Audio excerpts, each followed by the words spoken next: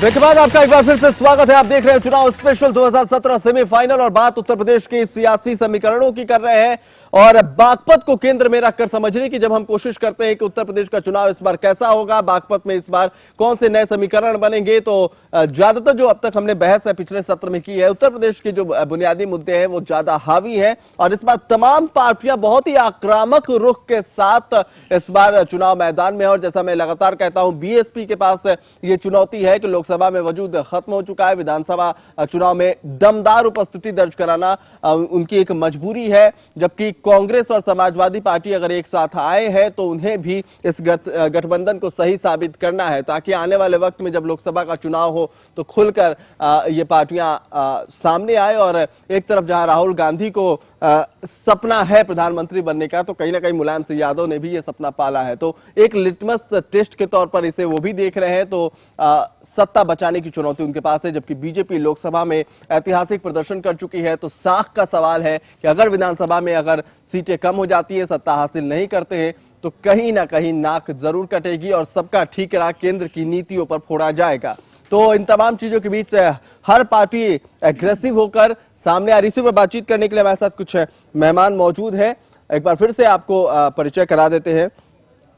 हमारे साथ बीजेपी की तरफ से अपनी बात रख रहे हैं अनिल पंडित और मोहम्मद तफजुल इमाम है कांग्रेस के, और साथ ही कांग्रेस के कौन नेता सैफ खान है हमारे साथ जो बेबाकी से अपनी बात रख रहे हैं। अनीश सिद्दीकी समाजवादी पार्टी का पक्ष रख रहे हैं, जबकि ऋषि मिश्रा और प्रणब गौतम हमारे साथ एक्सपर्ट की भूमिका में है।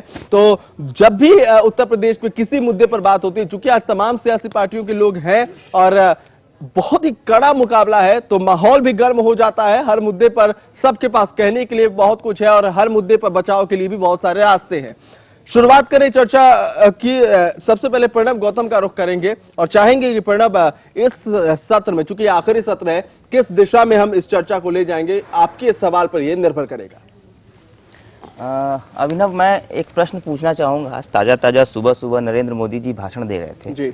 तो उन्होंने एक लाइन कही कि आज़ादी को सिर्फ एक परिवार से जोड़ा गया और यही समस्या की जड़ है।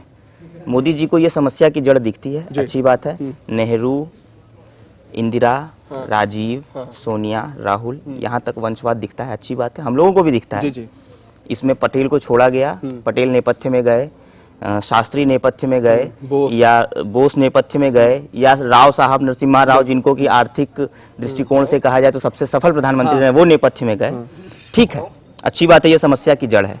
लेकिन वहीं जब राष्ट्रवाद की बात आ जाती है, तो सिर्फ एक परिवार से, राष्ट्रवाद की बात को सिर्फ एक परिवार से क्यों जोड़ा जाता है? जब राष्ट्रवाद की बात उठती है, अनिल पंडित साहब से मैं ये पूछना चाहूंगा कि ये एक तबके को सीधे सीधे आतंकवादी क्यों घोषित कर देते हैं?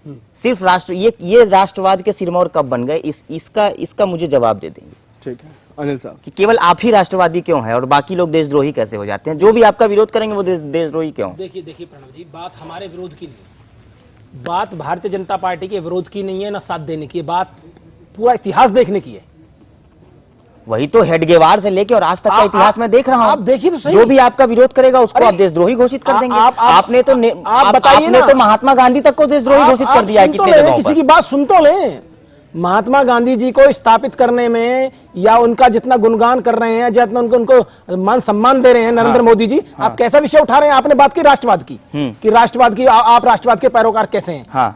देखिए, इनके एक बड़े नेता हैं दिग्विजय सिंह, बीच में 2-3 आपको बात बताएंगे बहुत शॉर्ट में। दिग्विजय सिंह, बटला हाउस में एक एनकाउंटर होता है, उसमें एक सब इंस्पेक्टर थे, उनकी हत्या हो जाती है। उस हत्या करने वाले जो अजमल भट्ट और वगैरह आजमगढ़ के जो स्लीपर सेल आतंकवादी थे सारे, उनके लिए दिग्विजय सिंह कहते हैं कि सोनिया जी रात इतना रोई है और अरे हमारा इंस्पेक्टर मारा गया, देश का राष्ट्रभक्त जवान मारा गया, और हाफिज सईद के लिए हाफिज सईद जी कहते हैं, वो जो 3 लादेन को लादेन जी कहते हैं। वो जो 3 लड़के जेल को तोड़कर भागे थे मध्य प्रदेश में और उनका इनकाउंटर किया गया, उस पर आपका क्या कहना है? तब देखिए, सुनिए, अपराधी, मैं फिर कह रहा हूं, अपराधी की कोई जाति नहीं है, अपराधी का कोई धर्म नहीं है। उनको तो आतंकवादी घोषित करके ही ना आतंकवादी थे, वो आतंकवादी नहीं थे, आरोप सिद्ध नहीं हुए थे, अंडर ट्रायल थे। अच्छा, एक बात सुनिए मेरी बात, जेल तोड़ के भागेंगे तो क्या उनको प्रसाद देंगे, उनको गोली देंगे? उनको जितनी गोली मारी जायज मारी है। कैसी बात आप बताइए, आप सीनियर लीडर कैसी बात करते? क्या गलत कहा हमने? सजा सजा सजा का फैसला जुडिशरी करेगा, पुलिस को जेल छोड़ के भागेंगे, जेल तोड़ के भागेंगे। अरे पुलिस का कोई हक नहीं इनकाउंटर करने का, जेल तोड़ के मारेंगे, एनकाउंटर नहीं। उसका वीडियो वायरल हुआ था पूरी तरीके से, उसमें बाकायदा आपने उनका कब्ज किया है। रोज करती है ऑडियो बना के। आप ये बस बताइए, आप मुझे बस ये बताइए, अनीस भाई को तो रोको पहले, अनीस भाई का मुद्दा आएगा फिर। आप मुझे बस ये बता दीजिए कि आप ही केवल राष्ट्रवाद के पैरोकार क्यों हैं? सैफ साहब क्यों नहीं है, या हम क्यों नहीं है, या ये क्यों नहीं? अरे वो राष्ट्रवाद के पैरोकार हैं जिन्होंने टू नेशन थ्योरी पे देश का बंटवारा कर दिया, भाई भाई को लड़ा दिया, 10 लाख लोग मारे गए बंटवारे में। अगर ये देश का बंटवारा किए होते, कहां बंटवारा कर रहे हैं? आप भी कर रहे हैं, हम तो राम मंदिर की मुद्दा उठाते हैं।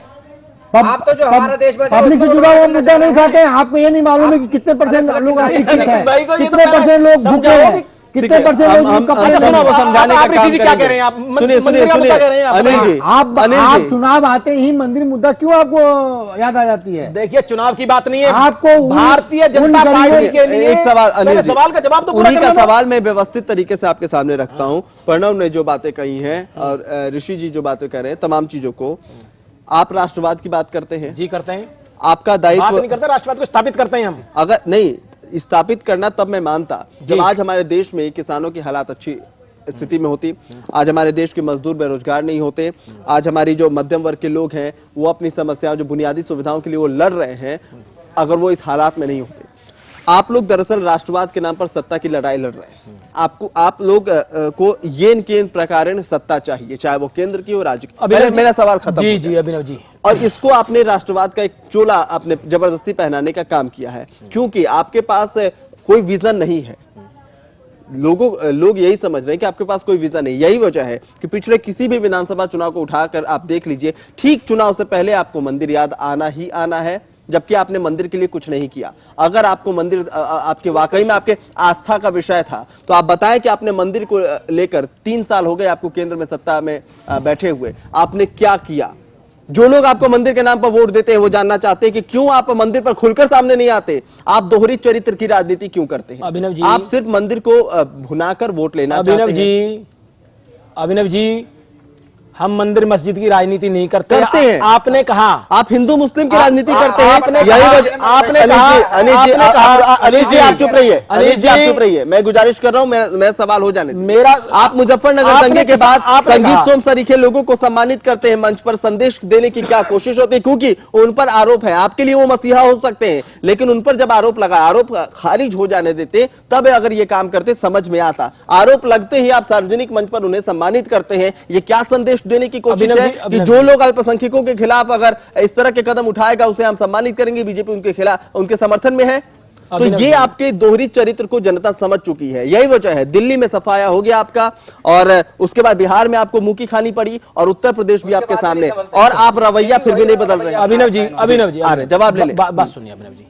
अभिनव जी, पहले आपने कहा किसानों का, देश के विकास का छोड़ के आप बात करते हैं उसकी।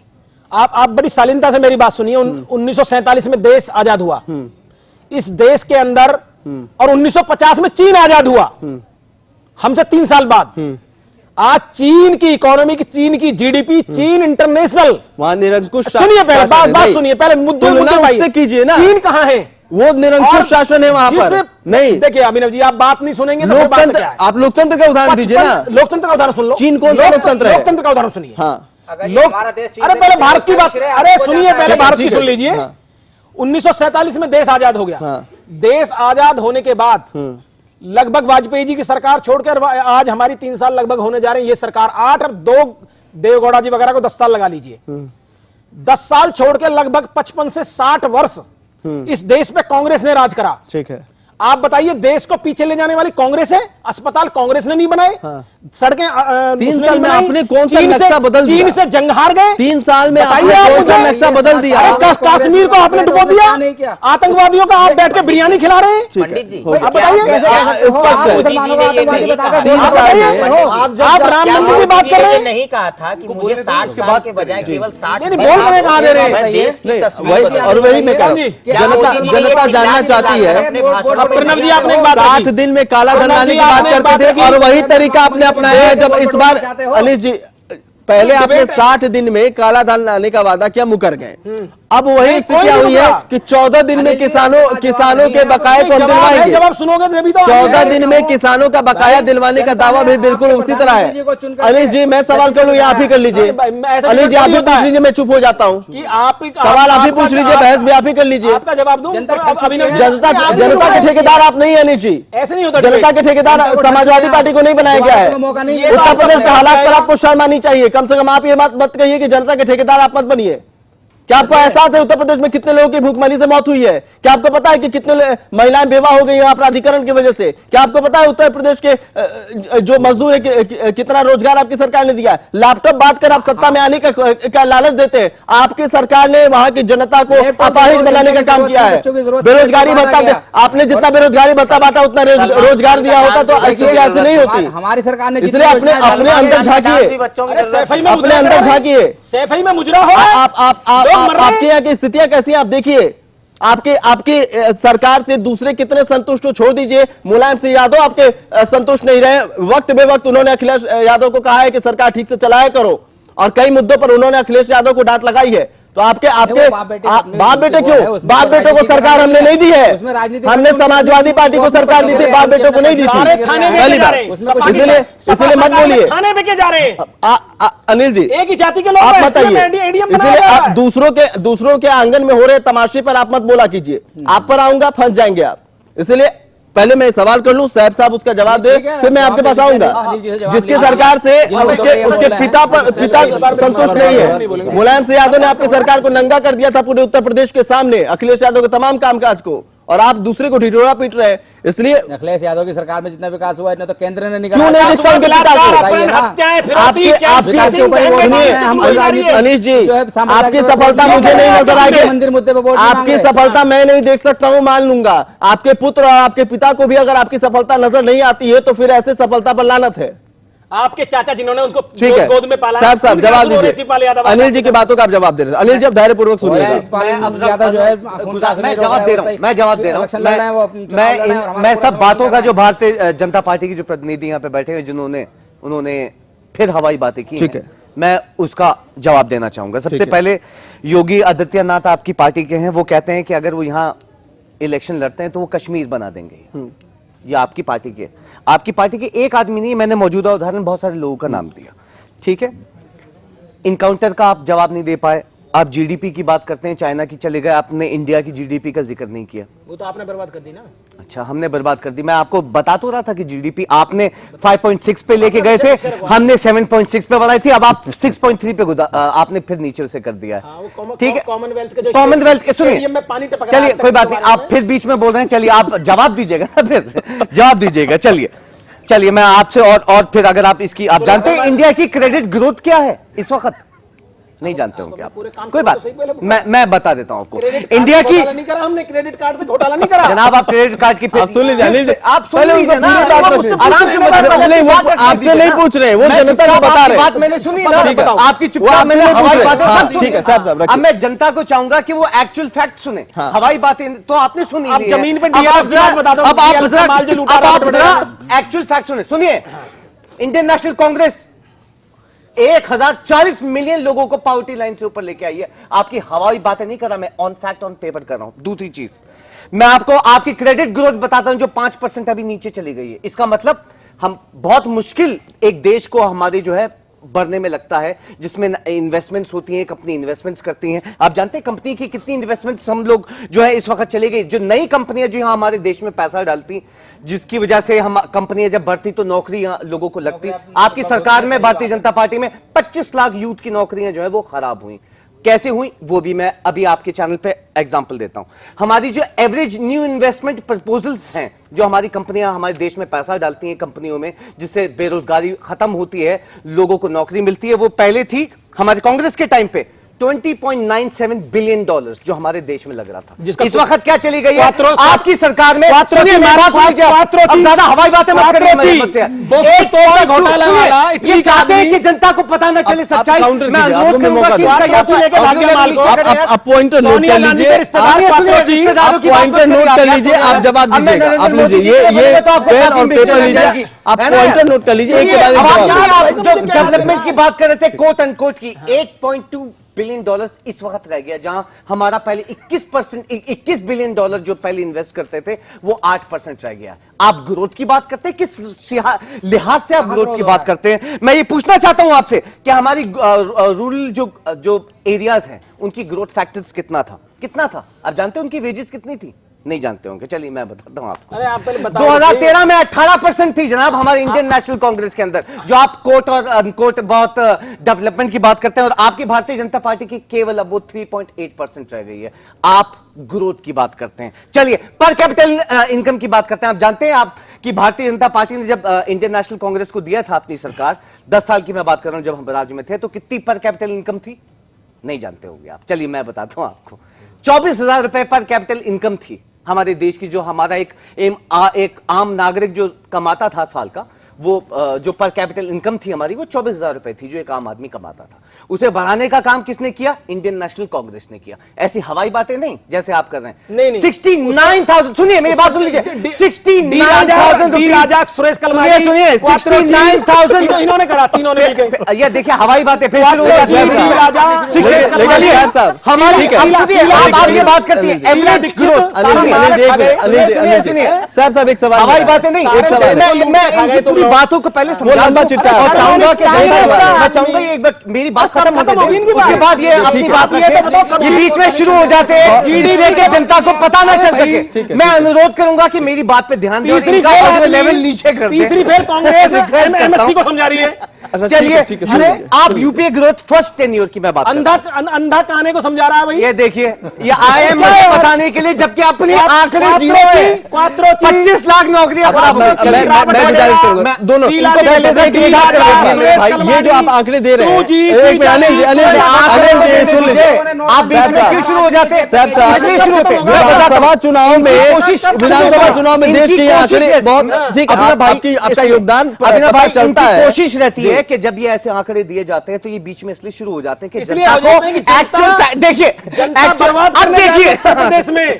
राहुल फिर- गांधी तुम्हारा पप्पू बोल रो रहे रहा हैं, है, आप बोलिए। आंसुओं से रो रहा है पप्पू भैया। देखिए हमारी ऐसी पप्पू आंसुओं राजनीति से रो नहीं रहा है है। कि हम ऐसे वर्ड्स और भी निकालें। पप- बहुत शर्म की भाई बात है साहब, पूरा आपको। हम एक अगर ब्रांड किसी है। भी नेता की आप पप्पू का सुनिए, हो, पप्पू किसी शर्म- भी नेता का नाम ले तो जिसका नाम इज्जत पप्पू से है, वो नाम भी पप्पू लीजिए। शर्म से मर गया। सुनिए, किसी का इज्जत नाम से नाम पप्पू होता लीजिए। बेटा, मेरा नाम पप्पू नहीं है, बबलू रख लो, पर पप्पू नहीं। क्यों? अरे पप्पू के नाम पे ब्रांडेड है। नहीं इस तरह देखिए, सुनिए, इस तरह की मैं बात आपसे है। आपसे सीरियस मुद्दे पर ऐसी बात शोभा नहीं देती। सीरियस मुद्दे पर बात मैं ये करिए। भी गुजारिश करूंगा, सीरियस मुद्दे पर ऐसी चीजें ऊंचे बातें हैं। अरे ध्रुवीकरण की राजनीति करते हो, इज्जत दी। भाई भाई को लड़ाते हो। सुन लीजिए। बात एक चलती है, लिहाज दिया, बात ये चलती है वो जीडीपी हर की, नेता बात का करते हो इज्जत हिंदू से मुस्लिम नाम की। ले, चाहे वो कोई भी हो। सीरियस मुद्दे पर ऐसी बातें शोभा नहीं भाई देती। कांग्रेस के मैं लोग ये भी चाहूंगा कि यार हमारे जो बाकी जो प्रतिनिधि 5 साल बैठे के हुए होते बच्चे हैं से पूछ वो लो, इज्जत 5 साल के बच्चे भ्रष्टाचारी ठीक है, को- सुन लीजिए सोनिया अरे बात खत्म कर लेने दीजिए। कभी खत्म होगी। पप्पू पे शुरू आप हो जाते हैं। जवाब आप ही से लेंगे उनको खत्म। आप मुझे साहब ये बताइए मुझे, आप तमाम जो आंकड़े रख रहे हैं ठीक है, उससे ये जनता को आप बता सकते हैं कि देश में जब यूपीए की सरकार थी बहुत अच्छा काम किया उन्होंने, लेकिन विधानसभा के चुनाव में हम जब बात कर रहे हैं बहुत कुछ लेना देना नहीं है। विधानसभा चुनाव में चूंकि कांग्रेस की सत्ता उत्तर प्रदेश में भी लंबे समय, सुन लीजिए अनिल जी बोलने दीजिए, अनिल जी बोलने दीजिए, बोले उन्होंने वो अगर तैयारी करके आए तो ठीक है, लंबा थोड़ी होता है। मैं सवाल पूछ रहा हूं। आप कुछ बोल नहीं पाते तो उसमें जनता का क्या GDP दोष है भाई? इकोनॉमी से आप अगर हवाई बात करते तो आप चाहते हैं आप मेरी बात सुनिएगा अनिल जी, गुजारिश है आपसे अनिल जी, मैं ऑडियो कॉल करवा दूंगा फिर मैं सुनिए आप खामो आप 2 मिनट के धैर्य रखिए। अभिनव जी रोम राज नहीं चलेगा, रोम राम राज राज बनेगा। अनिल जी फेफड़ा मुंह को आ जाएगा, इतना ये मत कीजिए, बस हो गया। मुझे तो सुन लीजिए, मैं तो किसी पार्टी का नहीं हूं, मेरी तो गुजारिश, तो मेरी गुजारिश आप मेरी गुजारिश मान लीजिए, बस एक मिनट पहले इनको शांत करा लो, एक मिनट जो काबिल नहीं, एक जो मिनट। हमारे भारतीय जनता आप चुप रहिए। बैठे हुए हैं उनको रुकिए। जरा और काबिलियत साहब भाई, सिखा दूं, सुनिए, और ये एक भी सवाल- सिखा दूं एक सवाल। कि थोड़ा जब भी वो किसी नेता का नाम ले, देखिए, या किसी देखिए। रिस्पेक्टिव्स का ले, ठीक है, तो नहीं, इस आपके तरह बात से नहीं नाम है। तो लिया ही नहीं है, मैं- बदतमीजी से नाम तो लिया ही नहीं है, पहले ही आप पप्पू बना अरे, फिर वही एक भी आदमी नहीं मैं बता मैंने फिर राहुल मैं गांधी मजबूर कहा हो है। जाऊंगा अनिल जी, मैं नाम मजबूर, लेते ही राहुल अनिल जी गांधी ऐसे शोभा नहीं देता। सीरियस मुद्दे पे बात कर रहे थे, आप कहाँ ले जा रहे हैं? फिर ऐसे में क्या चर्चा हम करेंगे? अभिनव जी, इनकी अब GDP आप चुप रहिए तो पहले, आप चुप रहिए पहले, मैं उन्हें चुप कराऊंगा। ठीक है। आप अब इसके बाद मैं सवाल जब पूछूंगा तभी आप बोले, मैं गुजारिश करता हूँ आपसे। साहब आप बताइए, आपके यहाँ आंकड़े हो सकते हैं कुछ जगह पर अच्छे होंगे, मैं और नहीं, एक बात मैं कह लूं, एक मिनट कह लूं, आप जो ये रख रहे हैं आंकड़े, लगभग आप रख चुके हैं, कुछ और रह गया होगा मेरे ख्याल से। बहुत कुछ जो, रह गया। हाँ, विधानसभा की बात चूंकि हो रही है, कांग्रेस लंबे वक्त तक उत्तर प्रदेश की सत्ता में रही है। अगर यही आंकड़े आप कांग्रेस की में जो कांग्रेस उत्तर प्रदेश में कांग्रेस की जो सरकार रही उसके आंकड़े रखेंगे तो मेरे ख्याल से ज्यादा वो बढ़िया होगा। तो ये यूपीए की सरकार, चूंकि हम उत्तर प्रदेश में सीमित बात करें, तो अगर आपके पास ये आंकड़े हैं कि उत्तर प्रदेश में कांग्रेस की सरकार के वक्त के कुछ आंकड़े हो अगर, तो दरख्वास्त करूंगा वो रखें और उस पर हम चर्चा कर लेते हैं, या फिर मैं दूसरे कई मुद्दे हैं तो हम उस पर बात करें, क्योंकि केंद्र की क्योंकि देखिए बीजेपी भी खुलकर केंद्र की नीतियों पर इस बार चुनाव नहीं लड़ रही है, बचने की कोशिश इनकी भी है, इसलिए हम केंद्र की नीतियां नहीं जा रहे। इनके पास वो नीति ठीक है। नहीं है। आपसे गुजारिश किया था मैंने, तो उन्होंने कुछ कहा कहा भी काउंटर करने के लिए। जीडीपी इन्होंने भारत से इटली तक खोल दी, रोम से मिलान तक खोल दी। भारत की बात कर रहा हूँ। अरे भाई आप इटली कहाँ चलेगा पहले? अनिल जी, जीडीपी बता रहे भारत की बात कर रहा हूँ जनाब। इटली की जीडीपी भारत की जीडीपी से मैच करती है। ठीक है, छोड़िए, आप सुन तो लोग क्या कह रहे हैं? पुरानी नीति छोड़ देते हैं। ठीक है, नई नीति आप अपना दोनों लेते हैं। खामोश हो जाइए। अनिल जी, अनिल जी, अनिल जी, मैं आपसे पूछना चाहूंगा, आप दोनों लोग चुप हो जाइए। अनिल जी, आपसे मेरा सवाल यह है, बागपत को लेकर चूंकि हम बात कर रहे हैं, जानना यह बेहद जरूरी हो जाता है कि बागपत में जो बुनियादी सुविधा, जैसा कि हमने रिपोर्ट में भी दिखा, शुरुआत में ही हमारे एक्सपर्ट्स ने भी बताया कि राष्ट्रीय राजधानी दिल्ली से महज 40 किलोमीटर उसकी दूरी है, लेकिन अगर विकास और बुनियादी सुविधाओं के हवाले से देखें तो बहुत पिछड़ा हुआ लगता है। बागपत की अगर बात करें तो वहां पे कई ऐसी घटनाएं हुई हैं जिसको लेकर कानून व्यवस्था पर सवाल वहां पर उठे हैं। ऐसे में आपकी जब सरकार रही है इतने 5 सालों में और इस बार आप चुनाव लड़ने वहां पर जा रहे हैं, तो आपकी क्या भूमिका होगी? क्या आपके जो मैनिफेस्टो है उसमें अपराध से लड़ना, लोगों को, वहां के लोगों को रोजगार देना, बुनियादी सुविधाएं उन्हें मुहैया कराना, ये कहां ठहरता है? क्योंकि आपके मैनिफेस्टो को जब हम देखते हैं वही रटे रटाए वादे हैं जो पहले भी हुआ करते थे। कुछ भी ऐसा नहीं है कि जमीन का आकलन करके आपने ये वादा किया है। हमारे ऊपर जो ये नहीं होता है अपराध से जंगल राज का लड़ना, उठता इनका है। मुद्दा ये होता है यहाँ पे अपराध इन्होंने के सहारे लड़ना। गुंडागर्दी यहाँ पर हो रखी है। क्योंकि जब यहाँ पे जी, आंकड़े एक मिनट देखते सुन ले हैं, प्रणब। जब आंकड़े देखते हैं तो टोटल क्राइम जो है वो हमें दिखता है 1831, जो हर साल बढ़ रहे हैं, इतने बढ़ रहे हैं हर साल, हाँ। ठीक है। और उसमें जो सीरियस वायलेंट क्राइम्स हैं वो 336, ठीक है। तो ये देखने में यही लगता है कि ये अपराध से न लड़के ये अपराध के सहारे लड़ते हुए दिखाई देते हैं। नहीं, ऐसा नहीं है, आप गलत सोच रहे हैं। देखिए, जब मायावती का रास्ता 5 साल पहले अखिलेश सरकार आई, उन्होंने गुंडागर्दी पे अंकुश लगाया। कैसे ठीक लगा है? दिया? उसके बाद आज तक जो है कुछ लगाते चले आ रहे हैं, आपकी रोकते पुलिस को चले आ रहे आजम हैं। खान के भैंस ढूंढने समझिए से नहीं। फुर्सत नहीं है। हैं? आपकी पुलिस को तो आजम खान की भैंस ढूंढने से भैंस का फुर्सत नहीं मुद्दा है। अलग है। वो ये जब कैसे कोई- अलग है? भाई, ये तो कानून, पुलिस किसके कानून लिए? भैंस व्यवस्था है, ढूंढने के लिए, कोई चीज जनता खो के जाती लिए है, चोरी हो जाती है तो कानून उसको भैंस जो है प्रशासन लेकर आजम आएगा खान की उसको। भैंस तो आम उसके लिए लोगों कोई कानून नहीं है, से भैंस के लिए कोई कानून नहीं है है, ढूंढने के नहीं लिए। है। जब आप इंसानों के लिए कानून नहीं बना सकते हैं, इंसानों की जान की कीमत आपको नहीं पता, भैंस गुम हो जाने में पुलिस लगाएंगे? किसी भी क्रिमिनल को जब पकड़ के लाएगी पुलिस तो उसको तो जो है सामने। क्या आप हमारे दर्शकों को, अनिश जी एक मिनट, ऋषि जी एक मिनट, एक सवाल पूछ कानून लागू होता है। अनिश जी, क्या आप हमारे दर्शकों को बता सकते हैं, सुन लीजिए, सफाई बाद में दीजिएगा अनिश जी, क्या आप हमारे दर्शकों को ये बता सकते हैं कि आजम खान के अलावा कितने लोगों की भैंस को ढूंढने में उत्तर प्रदेश की पुलिस का सहयोग रहा? आजम खान की भैंसें अभिनव राजनीतिक, सेक्युलर वो सेक्युलर भैंसें हैं, इसलिए उनको ढूंढना बहुत जरूरी था। ऐसा कुछ नहीं नहीं तो है। प्रदेश में माहौल नहीं, आप- खराब हो आप- सकता आपने था। गलत फहमी है। वो जो उत्तर सेक्युलर प्रदेश की भैंसें पुलिस अगर खो जाती क्रिमिनल को, और चोर नहीं को, जो मिलती, चोरी करेगा तो वो चोर पकड़ा प्रदेश में जाएगा, पूरे जो प्रदेश में क्रिमिनल जो ध्रुवीकरण मर्डर होने करेगा के- उसको मर्डर के केस में लादा जाएगा। हाँ। ये बताइए कि कभी पैरवी करी हो समाजवादी पार्टी ने, समाजवादी किसी प्रवक्ता ने, किसी ने कभी भी किसी गुंडा राज की पैरवी की हो तो पैर ही बताइए तोड़ आप। देते हो अपराधियों, अपराधी तुम्हारे पैर भाई, तोड़ देते हैं मुकदमा लड़ने जो वालों भी के। बलात्कारी है वो आज तक जो हत्याएं कर है देते जेल हैं। में बंद है। जो भी मतलब कोई भी एक्टिविटी, क्रिमिनल एक्टिविटी हुई है उसमें बताइए कहाँ चलिए, प्रशासन ने एक दूसरा सवाल मैं पूछता हूँ। आपकी सरकार ने लैपटॉप बांटने का काम किया, ठीक है, और काफी लोकप्रिय भी रहे आप। जी। सत्ता में वापसी अगर आप उम्मीद कर रहे हैं तो कहीं ना कहीं एक इंतजार आपको उसका भी है कि लैपटॉप हमने बांटा है, युवाओं को आकर्षित किया है, तो युवा वोट तो कम से कम हमें मिलेगा, ये सच्चाई है। आप क्या हमारे दर्शकों को बता सकते हैं कि उत्तर प्रदेश में युवाओं को उस लैपटॉप से कितना फायदा हुआ? कोई आधिकारिक आंकड़े हो आपके पास, या फिर आप बुनियादी तौर पर यही बता दीजिए उन लैपटॉप्स का युवा क्या इस्तेमाल कर रहे हैं, कर सकते हैं? देखिए, लैपटॉप का मुद्दा ऐसा है कि लैपटॉप जरूरी ही चाहिए बच्चे को इंटर पास के बाद। मुझे तो मैंने और इंटर पास किया, हिंदुस्तान के मुझे नहीं अंदर जरूरत नहीं, थी, पूरी मैं भी पूरा छात्र वर्ल्ड के रहा अंदर हूं, लैपटॉप यहाँ की- बैठे सारे लैपटॉप लोग की- छात्र रहे देखिए, हैं। मुझे बुनियादी बात बता दीजिए, क्या उपयोग उत्तर प्रदेश के युवा उस लैपटॉप का इंटर कर के रहे हैं? बाद पढ़ाई करने के लिए इसको कौन सी उपयोग में पढ़ाई? आता है। कौन सी समझिए, पढ़ाई? भाई कोई सी भी डिवीजन करें, कोई सी भी, भाई इंटर के बाद आप बीए जैसे? करेंगे, बीए करेंगे, बीए में कौन इंजीनियरिंग कोर्स करेंगे, कुछ भी करेंगे तो उसमें जरूरत पड़ेगी पड़ेगी। बीए में कौन से ऐसे सब्जेक्ट की पढ़ाई के लिए उत्तर प्रदेश में ऐसी व्यवस्थाएं हैं कि छात्र लैपटॉप के सहारे पढ़ाई कर सकते हैं? आपके कौन से विश्वविद्यालय में इतनी बुनियादी सुविधाएं आपने दी हैं? विश्वविद्यालय में सब जैसे? सुविधाएं हैं, नाम? ऐसे जो है लैपटॉप की जरूरत पड़ती है, उसमें सब कंप्यूटर लैब है। आप लैपटॉप छोड़ दीजिए, आप बताइए उत्तर प्रदेश के किस सरकारी विश्वविद्यालय में इतनी भी सुविधा है कि प्रोजेक्टर के सहारे छात्रों को पढ़ाया जाता स्टूडेंट की हो? अपनी एक जरूरत है एक बता लैपटॉप। दीजिए आप मुझे। और हमारे आपकी मुख्यमंत्री सरकार जी में ने एक लैपटॉप ऐसे जो दिया है वो सवाल सुन लीजिए, सुविधा के लिए दिया है, सुविधा मुझे असुविधा नहीं के लिए पता। नहीं दिया। मेरा सवाल वो नहीं है। एक ऐसे महाविद्यालय का नाम बताइए उत्तर प्रदेश के सरकार की, एक ऐसे महाविद्यालय का नाम जिसमें बच्चों को प्रोजेक्टर के माध्यम से भी पढ़ाया जाता है, जहां लैपटॉप का इस्तेमाल सारी यूनिवर्सिटी में जो जैसे? है, और जो जितनी भी यूनिवर्सिटी बनी है सब में जैसे? जो है कंप्यूटर का जितनी उसका बनी लैब नहीं, बना आप हुआ है। बताइए तो। आप ये इसमें वो जो लोग कर रहे हैं हैं, अभिनव, कन्याओं के लिए आप बनी हो, वो 5 लोग हैं यूनिवर्सिटी अभिनव। बता दो बनी हो। पंडित जी ये वो लोग कट्टा हैं। छुरे मैं बनाने पूछ रहा हूँ। एक मिनट, मैं पंडित अनिल जी, अभी मुझे आपसे सवाल प्रश्न पूछने कर रहे हैं दीजिए, आप। मुझे एक पूछने मिनट, दीजिए। हाँ। एक मिनट।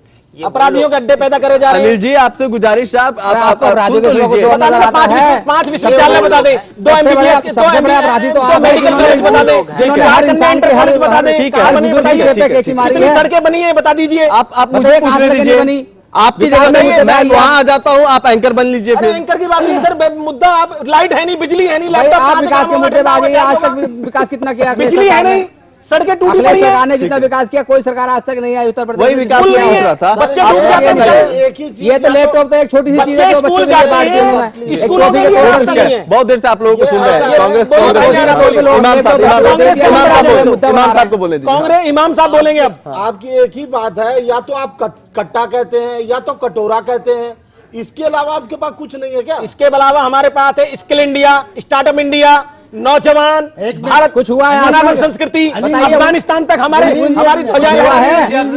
मुझे आपने उन जो मुद्दों पे आंकड़े कुछ दिए- हुआ है जो आपने उठाए हैं? मेरा एक सवाल जो आपने नीति बताएंगे, खेली expert है? है। एक सवाल इनसे है, इमाम जी से। अमरपाल जी का स्टिकर हमें दिख रही है यहाँ से। आप कांग्रेस के नेता हैं। अमरपाल जी बसपा से कांग्रेस ज्वाइन किया, 2 या 3 दिन पहले ज्वाइन किया, आपने टिकट दे दिया। ऐसा क्या खूबी अमरपाल शर्मा में आपको दिखा कि आपने टिकट दे दिया? क्या कांग्रेस कार्यकर्ता वहां मर गए थे? ग्रास रूट लेवल कार्यकर्ता खत्म हो गए थे? अमरपाल की छवि अच्छी है, अमरपाल अच्छा जमीनी नेता है। अमरपाल जैसा नेता कोई नहीं है अखोड़ा में, जो साहिबाबाद क्षेत्र में अमरपाल जैसा कोई भी नेता नहीं है। तो आपको आपके पार्टी में नेता नहीं थे कि आपको बाहर से दूसरे पार्टी के नेता को इंपोर्ट करना पड़ा? नहीं, जेल में बैठे अरे हैं भाई, बाकी नेता मायावती जी ने इनके। जब उनको निष्कासित कर दिया तो उन्हें तो ऐसा जब मायावती ने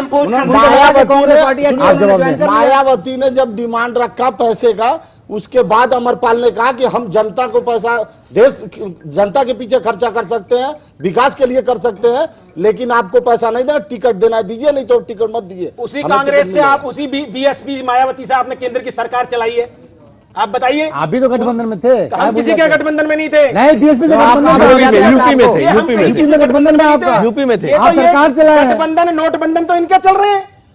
अच्छा, हमारे आप देखिए, अनिल जी, तो कुछ नहीं हमारा करेंगे। कभी गठबंधन अनिल जी, नहीं रहा। आपको जो आपके बोलने के लिए भारतीय कुछ जनता नहीं है पार्टी आपके का पास अब। गठबंधन था, आप उसको कुछ बीएसपी के साथ गठबंधन था बीजेपी अरे भैया, का, आपने तो उसको अभी- आप कुछ नहीं आपने तो कहेंगे। अभी राष्ट्र में आप सरकार सिर्फ चलाई है कांग्रेस मायावती के के साथ साथ। गठबंधन नजर आया, तभी अनिल जी, आप- आपने मायावती के साथ अनिल सरकार जी, चलाई है, जनता अभी आपको केंद्र 3 में। साल से झेल रही है, आप झेलने के यादव मूड में नहीं है बिल्कुल भी। यादव सिंह के अब मार सब को बैठ को के सुनिए। खा रहे हो आप लोग सारे। सुनिए, अब जनता आपको मेरा 3 साल से अनुरोध झेल रही है मोदी जी को। गुजारिश करता हूं जनाब। देखिए, हमारी सरकार ये- बनी, यादव सिंह को जेल आपकी से सरकार तो पहुंचा केंद्र दिया। में करने का क्या समय हो रहा है, किया एक फाइनल कमेंट के तौर पर एक चलिए, आप ही कर दो। जी जी, ये साहब कुछ कह रहे हैं, फिर आपसे प्रतिक्रिया लेंगे, फिर खत्म करेंगे। साहब बहुत संक्षिप्त में। बहुत बहुत शुक्रिया, और मैं गुजारिश सब लोगों से फिर करूंगा कि प्लीज भाई, हाथ जोड़ के इसलिए कि प्लीज मुझसे फिर हवाई बातें मत करें। आप सिर्फ हवाई बातें करते रहते हैं और जनता भी देख रही है और वो सब समझती भाई है। आपके नेता रोज सबसे हवाई पहली जहाज चीज- में लंदन है ना? पेरिस ब्रिटेन आपके तो मोदी जी चले गए हर जगह पे। अरे फाइनेंस में आपके लोग फॉरेन मिनिस्टर होते आपके हुए नेता आपके भाई नेता 3 साल पिकनिक में मनाने भी हवाई जहाज से जा रहे हैं। बहुत सवाल उठा रहा है। मोदी जी ने पहली बार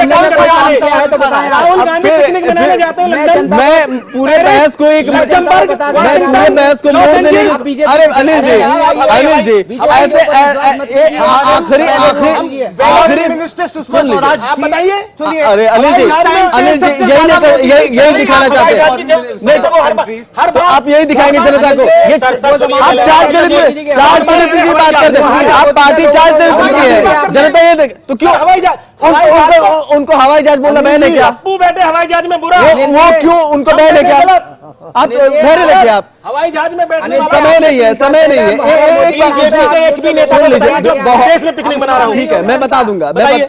बारी आएगा मैं नाम बताऊंगा बीजेपी के ऐसे नेताओं के बारे में प्लीज, जो बैंकॉक प्लीज, मैं गुजारिश जाकर करता हूं। पिकनिक मनाते हैं मैं बताऊंगा ऐसे नाम ठीक है आप उनको बोलेंगे फ्रेंच होने भाई एयर जा रहे हैं अरे लुफ्तांसा एयरवेज चल रही है सीधा। पप्पू भैया ऐसा कौन सा काम है जो विदेश में जाते हैं आप? अनिल जी 2 अनिल मिनट जी, उनको बोलने देखिए ये तो ये भी साल जानते हैं में- साहब भाई भी बचाव नहीं कर पाएंगे। अनिल जी। भाई विदेश में अरे मुरादाबाद जाओ अनिल जी, मेरठ 3 जाओ, साल में आप अरे विदेश यात्रा सारनाथ कर जाओ, रहे हैं, खजुराहो 3 साल। जाओ, जम्मू जाओ, कश्मीर जाओ, हिमाचल जी, जाओ, उत्तराखंड जाओ, अनिल जी, मनाली 3 जाओ। साल। अरे ऐसे ही अनिल कौन जी, सी भाई हवाई तो जहाज सुनिए, है? घूम रहे थे ऐसे ऐसे। मोदी जी क्यों गए हर जगह? भारत की फॉरेन ध्वजाएं मिनिस्ट्री ध्वजाएं लहरा रही है पूरे फॉरेन वर्ल्ड के मिनिस्टर अंदर। क्या कर रहे थे? पूरे वर्ल्ड के और अंदर सुनिए यहाँ फॉरेन जाने मिनिस्टर के क्या कर रहे थे बाद आपके? अमेरिका अरे ऐसे कैसे आप लोग काम ये तरीका है क्या हवाई अनिल जहाज जी की तुलना तो करनी पड़ेगी हवाई ना। जहाज क्यों ना बोले बैन है क्या आप उनको काउंटर अपने बारे में कीजिएगा ये बताइए ना, 3 मैं साल आप तक काउंटर मोदी जी कीजिएगा घूमते रहे। आप ध्वजा लहराने की बात कर क्या नरेंद्र मोदी बिना बुलावे के पाकिस्तान नहीं चले जाते हैं ये उनका अपना मसला है अरे पाकिस्तान नहीं आप हमारी ताकत तो देखिए हमारे कौन सी प्रधानमंत्री ताकत की। दिखाई थी आपने हमने ताकत ये दिखाई नहीं थी नहीं कि जो इसमें लोग- मत आइए देखिए, सुनिए पहले, कोई सर, ताकत नहीं सर, दिखाई दी सुन आपने लीजिए। ताकत एक- दिखाई होती आपने 30 तो सेकंड सीमा पर दीजिए, 30 सेकंड। ताकत दिखाई होती 30 50 सेकंड। लोग सीमा पर नहीं मरते 30 सेकंड 50 सुनिए, सैनिक 30 नहीं मरते सेकंड। ठीक है आप आप नहीं दूंगा मैं नरेंद्र 30 मोदी पे सेकंड इल्जाम लगा मैं- देते कि पाकिस्तान के खिलाफ है आप हिंदू फैला रहे हैं आप अपनी राष्ट्रवाद। बात रखिएगा हमने लेकिन पहले पाकिस्तान जाके साबित कर आप दिया कि इत्मीनान हमारे से उन्हें लिए सुन लीजिए फिर और आपको उसका मान सम्मान है। अनिल जी अनिल जी का ऑडियो डाउन कर दीजिए आप लोग ये बहस को जो है दूसरे दिशा में ले जाएगी और किसका अरे मोदी जी नहीं आप बोलते, पहले मोदी सुन जी के गुर्गे लीजिए बहुत चलिए बैठे साहब हैं। साहब अनिल जी ठीक है साहब साहब सैफ अली जी एक का मिनट नहीं अपनी बात करोगे, इमाम साहब रखिए नहीं एक मिनट। करोगे। कैसे रखूं बात अभिनव भाई आप रखिए, आप जब रखिए। आप आप नॉन स्टॉप और वो भी हवाई बातें चलती रहती फिर हैं। हवाई बात अरे हवाई जहाज में तो भैया आप- आप बैठ रहा है राहुल हमारे गांधी पास कहाँ और हवाई मोदी जहाज जी है? का आप मत बोलेंगे फिर है ना नहीं, हम- आप फॉरेन अनिल मिनिस्टर जी, होते आपको हुए पता मोदी नहीं जी है, का नहीं देश बोलेंगे अच्छा, पच्चीस मेरा मिनट एक ही जवाब है सारे भाइयों। आपका ऑडियो नहीं जा रहा मत आपका जाओ। आपका नहीं जा रहा ना, दो तो मिनट बहुत बहुत बहुत शुक्रिया। आप 2 अनिल मिनट जी, बहुत बहुत शुक्रिया इस चैनल आखिरी का। आपसे आपकी लेंगे सरकार ने कमेंट। 25 आखिरी साल कमेंट पीछे आपसे दिखा दिया देश को। आखिरी लेंगे आपसे हारने- कमेंट पहले उनको बोले उत्तर प्रदेश में देश के हारने जा रहे हाथ हो। जेब पे कैची चलाई कौन आपने। जीतने आप कैसे तय करेंगे कौन जीत रहा है कौन आ रहा है ये उनको हमें- जनता तय करेगी जनता हमारे साथ है नहीं जनता जनता बताते सबके कि साथ है हमारे साथ आप नहीं नहीं आप सर्टिफिकेट पर बात लोकसभा कीजिए सीटों के मारे अनिल जी चुप हो जाइए आज आपका तक ऑडियो 100 नहीं जा रहा आदमी वहाँ मरे पर। हैं, ठीक वो है दिलासा दिया। साहब साहब आप ही के नेता बोल रहे अरे हैं मारे उनको तो तो बोलने आपने दीजिए हम कहाँ से देंगे? आप अपने नेता को तो बोलने दीजिए भागलपुर का इमाम दिलासा साहब, दे दी, मलियाना की इमाम साहब, दिलासा दे दी। खाली हवाई फायर मार हत्या रहा है कराते हो कांग्रेस के लोग को। आपके नेता भी ना दंगे बोले आपके राज्य में हुए हैं। बोलिए सर हमारे राज्य में एक भी दंगा नहीं हुआ। आपकी आवाज नहीं जा रही है मत जाए। साहब भाई दंगे तो इसलिए होते हैं कि बीजेपी सरकार दंगा अरे कर रही है, आपके विपक्ष में सहयोगी है, पार्टी के नेता तो बोल रहे हैं जनता को 1 मिनट में कोशिश करूंगा कि हमारी जितनी उपलब्धियां 1 मिनट से ज्यादा नहीं सर एक बिल्कुल बिल्कुल सही मगर मैं गुजारिश ये भी करूंगा कि बिल्कुल, प्लीज बिल्कुल, इस हाँ। बार ऑडियो डाउन है इनका ऑडियो डाउन इनका हाँ बिल्कुल ऑडियो बहरहाल मैं अपनी उपलब्धियां इस चैनल पे कोशिश करके बता चुका हूं कि हमारे इंडियन नेशनल कांग्रेस ने कितनी उपलब्धियां की हैं। हमने 2010 में 11 लाख नई नौकरियां क्रिएट की जो मौजूदा 2017 में 2014 से लेकर 2017 तक केवल भारतीय जनता पार्टी 1.5 लाख नौकरियां क्रिएट कर पाई है। तो ऐसी किसी भी पार्टी को और ऐसी सपोर्टिंग भी पार्टी को जैसे बीएसपी हो जिनका ये भी कहीं ना कहीं फैक्टर नजर आता है कि वो आप भारतीय जनता पार्टी को सपोर्ट कर सकते हैं जो जनता को विश्वासघात हो सकता है। तो मैं चाहूंगा कि आप इन दोनों पार्टियों को किसी भी तरीके से सपोर्ट ना करें। इंडियन नेशनल कांग्रेस और समाजवादी पार्टी को सपोर्ट करके इस बार जिताइए। मैं यही चाहूंगा कि आप इस बार विकास ठीक है। और जो ठीक है जो भी ये शिकायतें हमारे समझ गए जनता समझ गए आप वो ठीक है वोट मांग लिया आपने वोट मांग लिया आपने वोट मांगने के लिए नहीं साहब साहब ठीक है वो समझ गए किया जाएगा। अनिल जी एक आखिरी आपसे सवाल जानना चाहूंगा मैं साहब के जो बात है और उन्होंने वोट अपील की है, उस पर काउंटर नहीं कह रहा मैं, जो उन्होंने बाकी बातें की और शब्दों की मर्यादा को ध्यान में रखते हुए एक फाइनल कमेंट दे दीजिए, उसके बाद हम खत्म करेंगे। देखिए, इन्होंने कहा कि हमने 11 लाख नौकरियां दी। नहीं क्रिएट की जनाब, पहले इन्होंने कौन सी क्रिएट करी? पहले सुन लो ना, आप सुन लो। नौकरियां क्रिएट की जनाब, पहले सुन अरे लीजिए। 11 लाख करोड़ रुपए आप इस देश का खा गए। कांग्रेस के नाम पे लोग आज गाली दे रहा पूरा देश। कहां से आप आपके पास बताइए? ये आंकड़ा 11 लाख करोड़ का? 40 इसका एमपी सोर्स 40 एमपी आपके सुनिए, धक्के खा रहे हैं। पहले आप सोर्स बताइए, तो बताइए। पूर्ण बहुमत की सरकार, फिर हमारी बात है, पूर्ण बहुमत की सरकार। मैं आपसे पूरा देश मोदी जी के साथ खड़ा है। आंकड़ा दिया, गुंडा राज और भ्रष्टाचार के प्रतीक आज उत्तर प्रदेश को चलाएंगे। उत्तर प्रदेश को आप भारत आप नहीं चला बताइए, पाए, इसको उत्तर खाली कर प्रदेश दिया, चलाएंगे। बताइए। चलिए आप चलिए आज ठीक है, विकास की आप बात दोनों लोग विकास के नाम पे जीरो। वालोची को भगा ठीक है। देती है सोनिया तुम्हारी। ठीक है। मालूम आपको खुद आप मालूम, बताइए। आप क्या बोल रहे हो? माल्या को भगाने का आरोप आप पे भी है, माल्या को भगाने का आरोप आप पे भी है, खुद भी ठीक नहीं है। मालूम है क्या बोल रहे आत्रोची चुप को है। भगाने वाला कौन? माल्या को भगाने वाला कौन? कौन? माल्या को लोन देने वाला कौन? माल्या को लोन दिया तुम्हारे चिदम्बरम ने, फाइनेंस मिनिस्टर ने। 1200 करोड़ माफ करने वाला उनके कौन? उनके घोड़ों से खेलने वाले कांग्रेसी, भारतीय जनता पार्टी। उसके गोवा के सारे पर्यटक स्थलों हो में गया, इस्तेमाल हो गया, करने हो वाले गया। तुम्हारे माल्या। मैं कहूंगा पार्टी जनाब। इन दोनों लोगों के ऑडियो को डाउन कीजिए, दोनों लोगों के साउंड को डाउन कीजिए। प्रणब जी है, प्रणब मैं आपसे एक फाइनल कमेंट चाहूंगा। इस पूरे बहस में उत्तर प्रदेश की जनता कितना समझ पाई और कहां ठहरती है? और हमारा भी आप ऑडियो डाउन है, आप लोग लोगों को बाहर सुन लीजिए। प्रणब को प्रणब जी को सुन लीजिए। आप जैसे साहब जी सुन लीजिए इनको जरा, आपकी आवाज नहीं जा रही है, अब क्या आप लोगों की आवाज नहीं जा रही है?